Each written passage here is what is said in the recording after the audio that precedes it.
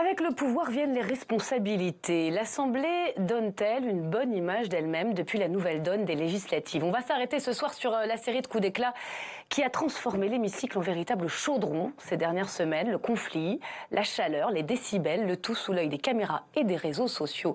Tout cela est-il à la hauteur d'un Parlement redevenu le cœur de la vie politique? Bonsoir Antoine Armand. Et merci d'être avec nous. Vous êtes député Renaissance, le parti présidentiel. Maintenant, on connaît le nom. Député de Haute-Savoie. Bonsoir Antoine Léaumont. Bonsoir. Ravi de vous accueillir. Député La France Insoumise de l'Essonne. Ancien responsable de la stratégie numérique de la campagne présidentielle de Jean-Luc Mélenchon. On a pas mal de questions à vous poser ce soir. Bonsoir Philippe Moreau-Chevrolet. Bonsoir. Ravi de vous retrouver sur ce plateau. Vous êtes communicant. MCBG Conseil, c'est bien ça? C'est ça, ouais. Merci d'être là. Alors, Antoine Léaumont, je vais commencer par vous. 3 rappels au règlement, dont 2 avec inscription au procès verbal en quelques semaines seulement. Il y en a un contre le Rassemblement national, Alexandre Loubet, montré du doigt, vengeur, on l'a vu par Bruno Le Maire, pour avoir prononcé ce mot de lâche. Il y en a un autre contre votre collègue insoumise de Daniel Obono. On a vu Rodrigo Arenas avec son brassard en grès. Est-ce que c'est ça le nouveau Parlement? Est-ce que l'invective et le chahut, c'est une technique, alors peut-être un peu ancienne, mais que vous réactivez à dessein volontairement dans l'opposition? C'est pas ça. Et je pense que dans la chronique qu'on vient d'entendre, il y avait un point qui était quand même assez intéressant. Et votre collègue l'a dit, c'est qu'aussi la presse s'intéresse davantage à ce genre de situation qu'au travail parlementaire. Assez fréquemment, on va prendre ce qui s'est mal passé, ce qui a fait des frictions. Mais en quelque sorte, un petit peu, parce que à l'intérieur de l'Assemblée nationale, des sujets de polémique, des sujets de tension, il en existe depuis que l'Assemblée nationale existe. Je ne veux pas remonter jusqu'à la Révolution de 1789. Ouais, alors ici, on suit vraiment les débats de fond. Réalité, je sais que sur LCP, c'est un peu différent. Mais c'est vrai qu'il y a une partie de la presse qui apprécie quand c'est sanglant, quand il y a de la baston, parce que, votre collègue l'a dit, ça fait vendre davantage de papier et ça intéresse peut-être. Non mais uniquement, je vais vous remontrer, parce qu'on n'a peut-être pas vu. Attendez, je vous interromps, je vous redonne la parole. On va regarder une séquence. Daniel Obono, qui manifestement n'a pas supporté une question sur les violences sexuelles. On était en pleine affaire Caténins, regardez. Elle a du mal à se faire respecter. Yael Braun-Pivet est obligée de sortir le carton rouge. Je vous précise qu'en application de l'article 71 du règlement, je prononce un rappel à l'ordre à votre encontre. Madame Obono, vous continuez à invectiver l'Assemblée et à invectiver la présidence, si c'est ce que vous faites. Donc je prononce un rappel à l'ordre avec inscription au procès verbal. Vous savez ce que dit Marine Le Pen de cette séquence et d'autres en général sur la stratégie LFI? LFI fait du TikTok. Quand il parle, il ne nous parle pas. Parlons des collègues, hein, pas uniquement le RN, députés, ils parlent à leurs réseaux sociaux. Est-ce qu'elle n'a pas un petit peu raison là? Peut-être que Marine Le Pen est jalouse du fait que nous avons des réseaux sociaux qui fonctionnent. Mais pour revenir sur le cas de Daniel Obono, en réalité, qu'est-ce qui se passait? On avait une polémique qui était créée de toutes pièces sur une polémique qui était politicienne, où les questions des violences sexistes et sexuelles étaient utilisées contre le groupe de la France Insoumise. Là, je m'adresse quand même aux spécialistes des réseaux sociaux. Oui, mais Daniel Obono, dans ce qu'elle disait, où est le milliard contre les violences sexistes et sexuelles? Parce que c'est bien beau de parler, mais ensuite sur les actes, il n'y a jamais eu ce milliard d'euros qui a été voté par les députés de la majorité, alors que nous avons déposé des amendements depuis 4 ans sur le sujet. Donc la stratégie TikTok, c'est pas la vôtre? Il est vrai que nous faisons des vidéos, mais attendez, nous faisons des vidéos pour faire sortir ce qui se passe de l'hémicycle vers la société, mais parce qu'il est important que les gens qui ne suivent pas forcément les débats parlementaires puissent avoir du contenu qui arrive sur les réseaux sociaux et qui informe sur ce qui se passe à l'Assemblée nationale. Mais nous essayons pas de faire des coups d'éclat. Nous essayons de faire en sorte que ce qui est dit dans l'Assemblée nationale en sorte pour que les gens puissent ensuite prendre des décisions sur des bases qu'ont fait mes députés à l'Assemblée nationale. Antoine Armand, vous, c'est votre premier mandat. Quand on regarde l'Assemblée, franchement, il n'y a pas grand-chose de nouveau. Je salue Jean Garrigue, notre historien favori, qui va nous le dire dans un instant. Vous trouvez qu'on a franchi un cran, franchement, ou c'est la présidente qui a peut-être du mal à se faire respecter?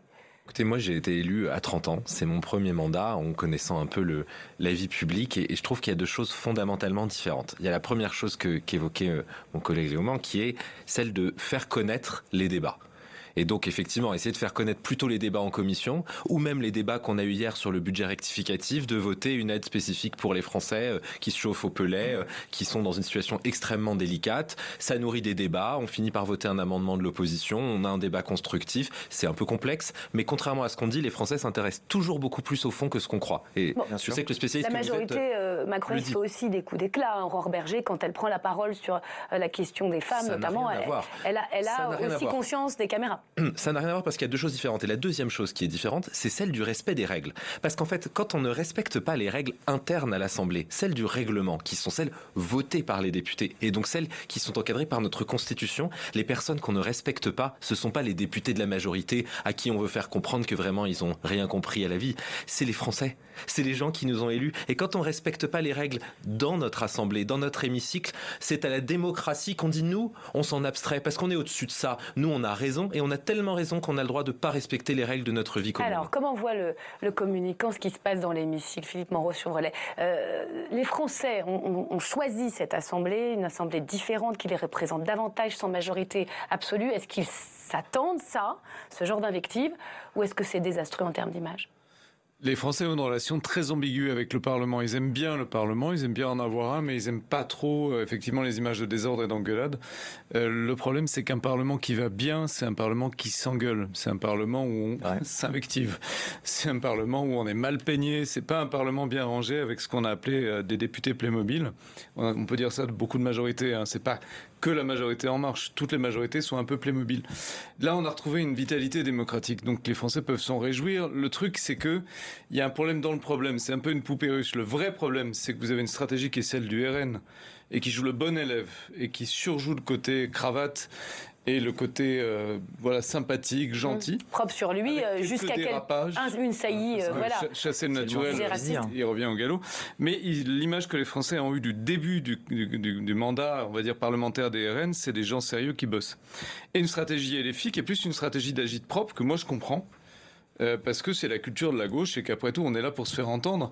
Parler aux réseaux sociaux, par ailleurs, le RN devrait le faire. Je suis désolé, mais tous les médias, tous les parlementaires en dehors de la France utilisent les réseaux sociaux constamment pour expliquer ce qu'ils font. Ils le font aussi. Ils parlent à la caméra. Quand Ocasio-Cortez aux États-Unis, qui est une députée démocrate, elle parle à la caméra. Elle ne parle pas aux 50 Pékin qui sont en face d'elle. Et c'est pas grave, c'est normal. Mais après, le truc, c'est la stratégie d'image. Et c'est vrai que les Français vont peut-être plus avoir tendance à récompenser le RN et les bons élèves, parce que c'est surprenant, c'est intéressant, il y a un enjeu de gouvernement derrière ça. François Ruffin de LFI a très justement dit, peut-être qu'il faut qu'on en tire une conséquence, et c'est là où finalement l'Assemblée nationale, c'est comme le lieu où on aime la politique, c'est que ça change, voilà. La stratégie s'adapte. Bonsoir Jean Garrigue. Bonsoir. Et merci d'être là. Votre nouvel opus, le 30e, me disiez-vous tout à l'heure, Élysée contre Matignon, de 58 à nos jours chez Taillandier, vient de sortir, Le couple infernal. Ce qu'on voit dans l'hémicycle, est-ce que c'est vraiment nouveau ?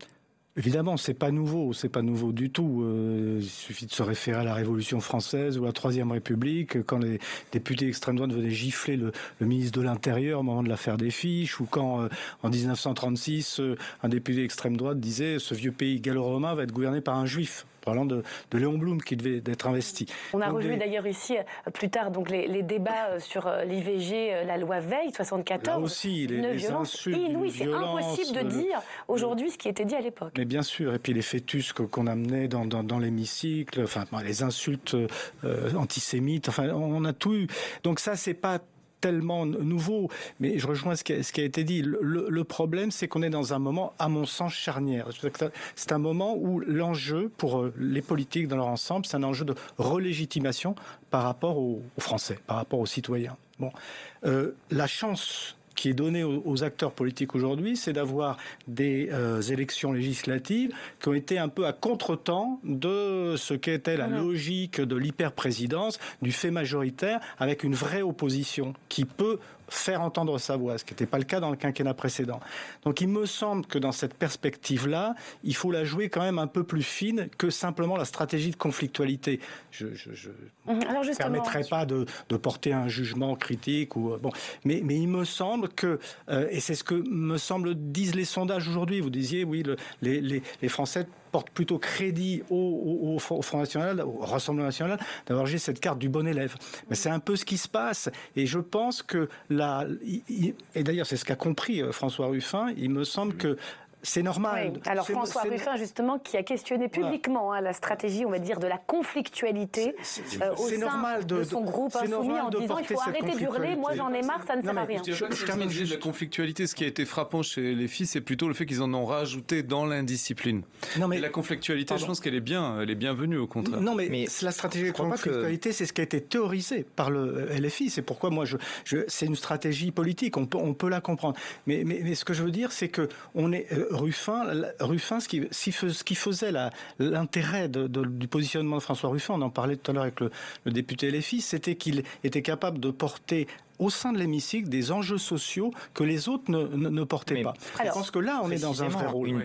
Apparemment, il y a des réflexions et des doutes sur une stratégie initiale au moment du pouvoir d'achat, par exemple, à l'été dernier.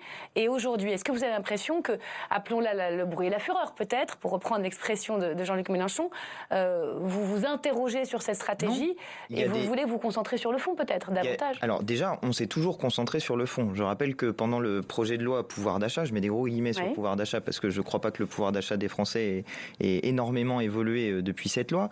Nous avions déposé un grand nombre d'amendements précisément pour porter le sujet sur le fond. D'un côté, on nous proposait des primes et de l'intéressement à la participation des entreprises et nous disions non, ce n'est pas ça la question. La question est celle des salaires et de l'augmentation des salaires. Ça, c'est un débat de fond, Antoine Léman. Mais pour rebondir sur ça précisément, vous avez aussi, dans cette stratégie-là, vous avez déposé plusieurs amendements, le même amendement disant que la prime Macron, il fallait la rebaptiser une prime d'enfumage. On avait déposé Est-ce que ça c'est une stratégie d'obstruction, une façon d'harceler un peu la majorité? C'est une manière de faire des choses piquantes, parce que je vous le disais au début, mais on connaît aussi comment fonctionne la presse. Si jamais on veut attirer l'attention, parfois il faut faire des trucs un peu piquants de ce type-là qui permettent de faire émerger un sujet. Donc mais sur le fond, nous travaillons à chaque fois. Amendement rebaptisé, à redéposer plusieurs fois, ça vous le referez? C'est possible, par exemple, sur la question de la réforme des retraites. En fait, il y a des temps. Sur la question du pouvoir d'achat, il nous semblait qu'il y a une urgence qui est celle de l'augmentation des salaires.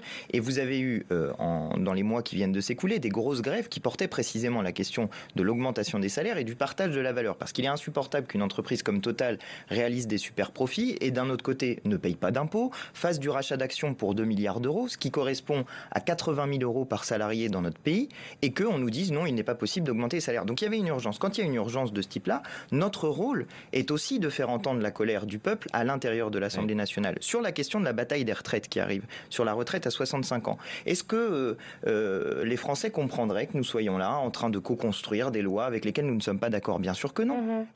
Les Français attendent de nous que nous défendions les positions que nous avons défendues pendant les élections législatives, à savoir la retraite à 60 ans et les moyens de financer cette retraite à 60 ans.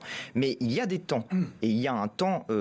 il y a des temps de bataille qui sont des batailles assez dures, assez fortes, et dans laquelle je pense, c'est un avis personnel, mais je crois qu'il peut être partagé, que la colère populaire qui existe contre la politique gouvernementale doit être entendue, y compris à l'intérieur de l'Assemblée nationale. Alors c'est intéressant ce que vous dites, parce qu'on sent que le discours, il a été pensé, il est réfléchi, et on se rend compte, en travaillant un peu ce sujet, qu'il n'est pas forcément typiquement insoumis, il vient de plus loin. Vous connaissez Saul Alinsky? C'est un sociologue américain qui a théorisé le community organizing, qui est exactement ce que vient d'écrire Antoine Léaumont. Aller chercher la colère des classes populaires, souvent éloignées des bureaux de vote et qui ont besoin d'être représentées avec un relais de leurs indignations. C'est une manière totalement louable de faire la politique, non? Absolument pas, parce que c'est exactement ce que disait M. Chevrolet tout à l'heure. Il s'agit d'agite-propre et de populisme en fait. C'est-à-dire que qu'est-ce que vous faites? Vous prenez une situation complexe, la situation de l'inflation qu'on redécouvre, et vous cherchez un discours simpliste. Pour pouvoir avoir une résonance la plus large possible. Et donc vous dites on va augmenter les salaires. Augmentons tous les salaires, qu'est-ce qui va se passer? On aura une spirale inflationniste, on aura 2 fois plus d'inflation, on aura des entreprises qui auront plus de compétitivité et des salariés qui n'auront pas gagné de pouvoir d'achat. Mais je reviens sur ce que vient de dire mon collègue Léon, parce que c'est extrêmement intéressant. Vous avez là un expert, et je le reconnais d'ailleurs, en communication. Et en fait, on n'a pas du tout, et on le sent dans l'hémicycle chez les filles, affaire à un parti de gouvernement. On a affaire à un parti agite-propre qui organise la colère, qui met en scène une existence légitime de contestation, mais qui n'a en aucun cas, alors même s'il y a une petite difficulté à accepter en même temps, ils sont dans l'opposition, donc ils s'opposent. Alors ça dépend, parce que ça dépend des jours, parce qu'il y a des jours où on reconnaît, il y a des jours où LFI reconnaît sa défaite, et puis des jours où ils se pressentent majoritaires. Et donc c'est très intéressant, on n'a pas affaire à un parti de gouvernement, on a affaire à un parti, je reprends l'expression, elle est trop excellente pour la laisser passer, d'agite-prop. Vous répondez là-dessus, puis ensuite bien sûr, parce que j'irai voir nos experts. C'est une accusation qui est toujours faite par les pouvoirs en place contre les pouvoirs alternatifs. Pas du tout, regardez le Parti Socialiste. Dans la campagne présidentielle, oui, mais le Parti Socialiste n'a pas fait un score qui lui permettait d'être un parti de gouvernement. C'était notre cas à nous. Nous avons fait un score qui nous permettait d'obtenir un second tour et d'obtenir la victoire à l'élection présidentielle, puis ensuite, et nous l'avons démontré d'ailleurs, d'être la force arrivée en tête au premier tour de l'élection législative. Donc nous sommes un parti de gouvernement sur la capacité électorale, ce que n'est pas le Rassemblement national d'ailleurs, puisque à chaque fois qu'il arrive à un second tour, il se fait battre par la personne qui est face à lui. Mais nous sommes un parti de gouvernement puisque nous avons travaillé un programme qui est un programme d'ensemble. Et quand vous dites que nous faisons des choses qui sont simplistes, ça n'est pas le cas.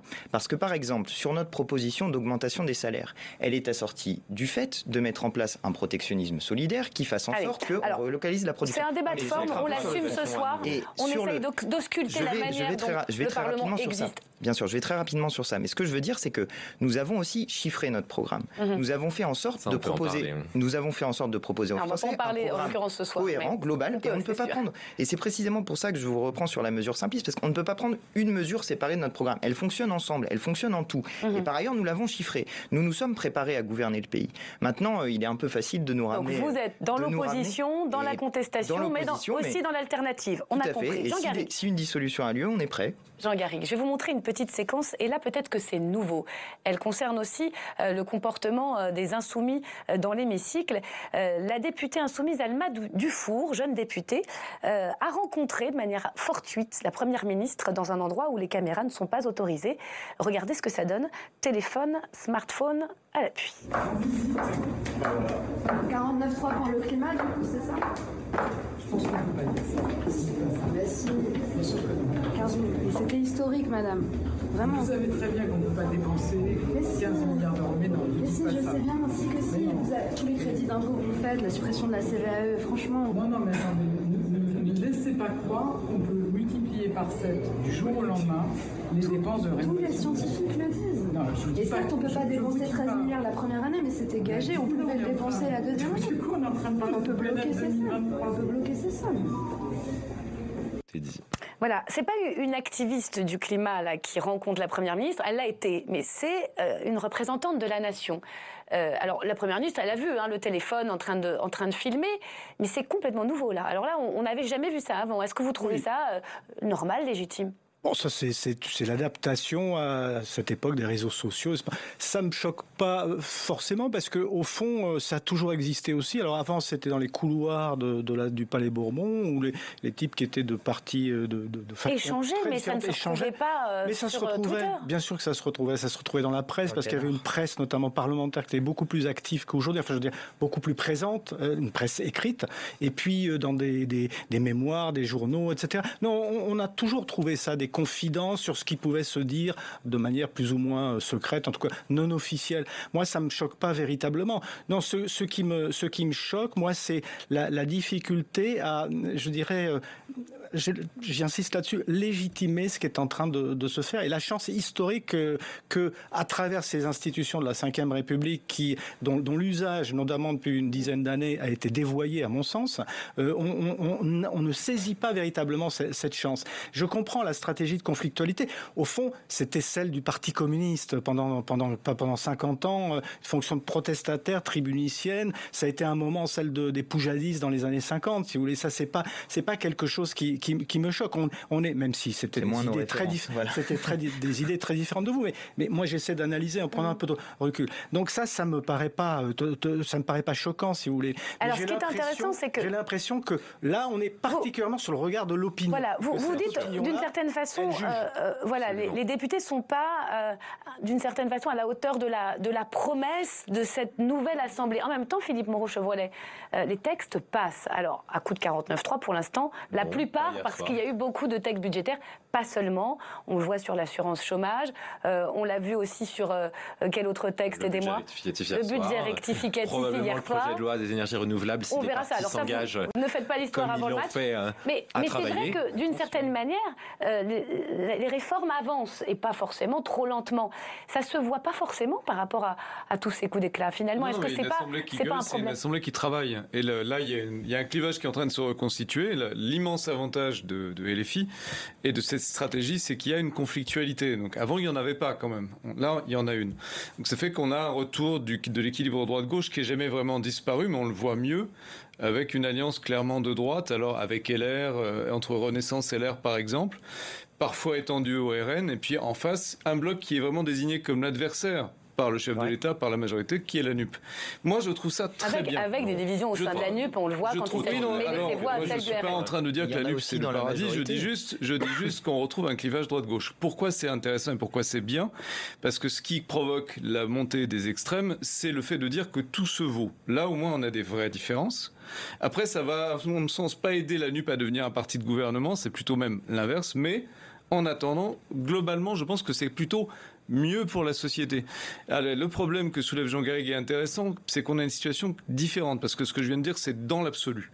En particulier en 2022, moi, si je suis un observateur, je me dis qu'en 2027, il va être extrêmement compliqué de ne pas avoir Marine Le Pen comme présidente de la République avec une majorité derrière. Parce que là, ils sont en train de se construire une crédibilité de fou. Eh oui, la faute à qui? Ils ont des postes à l'Assemblée nationale, ils commencent à les exercer. Par contraste, effectivement, avec LFI, qui a déjà du mal à aller chercher l'électorat populaire. Et LFI a beaucoup réussi dans cette élection législative à le faire. Vrai, hein. Cette année, vous avez fait, mais ça n'a pas toujours été facile pour vous. Et le RN a plus de facilité à le faire. Donc pour moi, il y a un vrai risque. C'est la montée de Marine Le Pen. C'est pas seulement une montée, c'est une installation au pouvoir de Marine Le Pen. En 2027. Les oiseaux de mauvais augure, mais c'est possible. Non, mais je partage. Vous partagez ça? Ce serait uniquement la faute de... Je partage la crainte. C'est pas la faute. C'est pas la faute de la NUP. Beaucoup de modestie sur les responsabilités. Vous savez que voilà, les oppositions de gauche vous accusent aussi de ne pas avoir été assez clairs dans l'entre-deux tours des législatives, dans les duels. Premièrement, ça fait des décennies. Monsieur de Fournas, qui est un député raciste, qui a été élu à l'Assemblée nationale, il y avait face à lui un candidat ou une candidate NUPES, je ne me souviens plus quelle était, mais il n'y a pas eu de consigne de vote. Les macronistes n'ont pas donné de consigne de vote. Premièrement, soyons modestes sur l'attribution de responsabilités. Ça fait des décennies que l'extrême droite monte, pas qu'en France, en Europe. Soyons un petit peu modestes. Moi, juste deux chiffres qui m'ont énormément marqué et qui me blessent. Je vous le dis, et parce que je n'ai jamais confondu ni la France Insoumise ni la NUPES avec le Front National, enfin le Rassemblement National, nouveau terme, et je ne suis pas prêt de le faire et j'espère ne jamais avoir à le faire. Mais deux chiffres qui me blessent. Le premier, c'est que sur 400 votes, vous avez 44% du temps LFI et RN qui votent ensemble. Le deuxième, c'est qu'à la dernière motion de censure, la moitié des voix de la motion de censure de LFI venait du Rassemblement national. Et ça, je n'ai pas d'autre mot que d'être pantois et navré. Bon, on a bien entendu l'argument et on l'a eu ce débat. Je vous assure que tous les LFI ont répondu là-dessus. Rapidement, parce que je voudrais vous montrer un dernier sujet. Mais les chiffres sont encore pires pour vous. C'est-à-dire vous avez encore plus, un pourcentage encore plus, moins de votes. Vous avez encore un pourcentage encore plus élevé de votes avec le Rassemblement national. Et par exemple, très vite, mais sur la question de l'augmentation du SMIC, vous avez voté avec le Rassemblement national. On ne va pas les comptabiliser. Ça s'appelle une nouvelle donne politique. Vous avez voté avec le Rassemblement national. Avec des lignes de fracture qui sont parfois... Ça s'appelle un clivage droite-gauche. Bien sûr, ça dépend. Non, c'est un clivage extrême progressiste. Dernier élément, et je voudrais vous entendre là-dessus, parce qu'on a compris qu'il y a différents styles dans cet hémicycle. Il faut s'en réjouir de ces styles très différents. Mais par contre, il y a des styles vestimentaires qui parfois ne passent pas. Des députés RN cravatés aux élus d'outre-mer en chemise à fleurs, des insoumis chemises retroussées. Bureau politique aujourd'hui qui s'est mis d'accord sur un certain nombre de nouvelles règles. Qui peut porter quoi à l'Assemblée? Le vestiaire autorisé. On voit cela avec Marco Pognier. L'habit est-il politique? À l'Assemblée, les polémiques vestimentaires sont récurrentes. François Ruffin et son maillot de football, Moitaï Brotherson et sa chemise polynésienne, ou encore Patrice Carvalho. Député ouvrier et communiste, il enfile son bleu de travail en 1997 pour sa première séance dans l'hémicycle.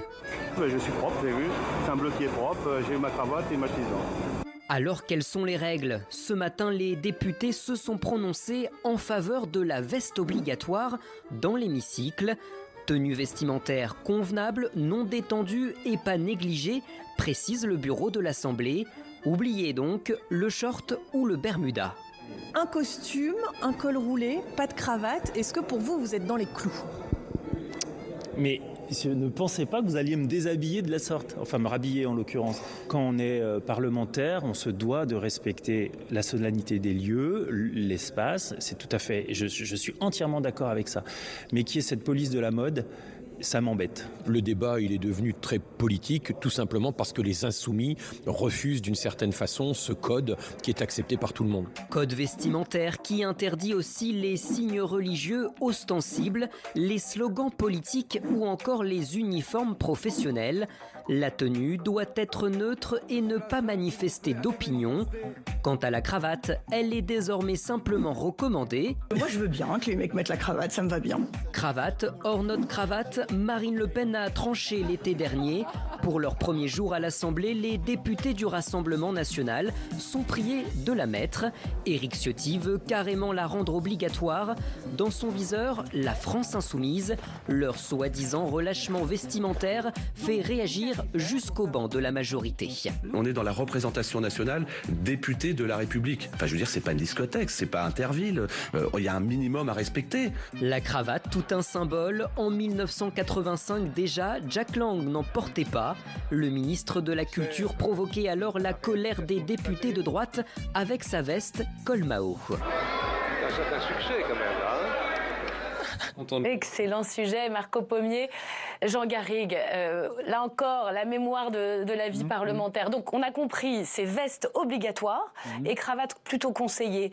Il est nouveau ce débat-là sur la tenue des députés ? Oui, il est quand même sous cette forme-là. Mais c'est une provocation d'Éric Ciotti en vue du congrès, de l'élection du président des Républicains. Ça, c'est une chose qui paraît évidente. On est dans un débat quand même qui est un peu secondaire, on va dire.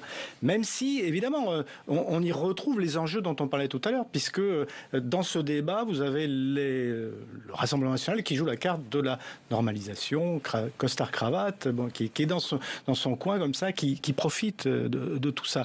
Mais moi, je pense au député Christophe Thivrier, qui en 1889 est venu en blouse, parce qu'il avait promis aux mineurs qu'il avait élu. C'est le premier maire socialiste de l'histoire du monde, ce Christophe Thivrier. Et il est venu en blouse parce qu'il voulait exprimer quelque chose. Ce que faisait, par exemple, ce qu'a fait dans le premier quinquennat, on l'a montré Ruffin. François Ruffin, il vient avec son maillot de foot parce qu'il vient défendre sa région, les intérêts des salariés de sa région. Ce qui peut, là encore, se comprendre et s'exprimer. Moi, je pense que ce qui compte, c'est le fond. Alors, il y a juste un dernier paramètre en tant qu'historien du Parlement et amoureux du Parlement. Chaque député est un représentant de la nation.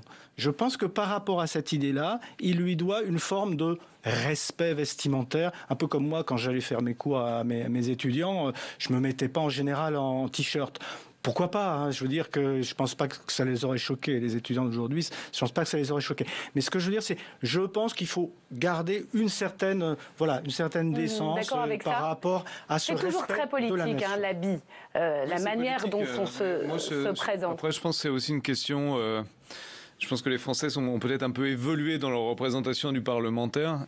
Après, si on prend par exemple l'exemple espagnol, quand la nouvelle génération de parlementaires, plutôt à gauche, est venue au Parlement, il y avait une mère qui allaitait son bébé. Moi, je trouvais ça magnifique comme symbole. Pourquoi pas avoir ça dans l'hémicycle? On imagine les débats que ça provoquait ici. Espagne. Voilà, Podemos.